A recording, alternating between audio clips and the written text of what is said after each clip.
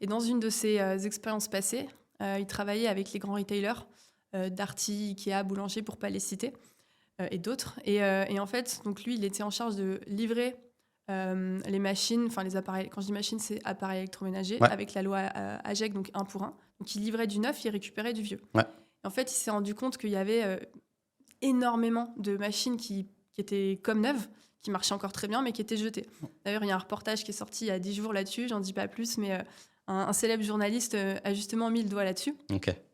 Et donc Ahmed a fait ce même constat il y a quelques années, et c'est comme ça qu'il a créé Ecogem, donc, qui est le premier maillon de son groupe dans l'économie circulaire, qui traitait à la fois ce qu'on appelle la collecte préservante. Donc en gros, on prend l'appareil, au lieu de le balancer dans un camion, on a un process qui fait qu'on le met bien dans le camion, comme ça on peut le réemployer. Mmh. Ensuite, il a monté une première usine de reconditionnement dans le sud, à Carrosse, puis 5000 m² d'entrepôt de reconditionnement à Bercy, juste à côté. Mmh. Et en fait, il s'est rendu compte que le marché de l'économie circulaire, c'est un marché qui est très hétérogène, avec des acteurs du neuf, puisque ce qui est recyclable et recyclé vient du neuf.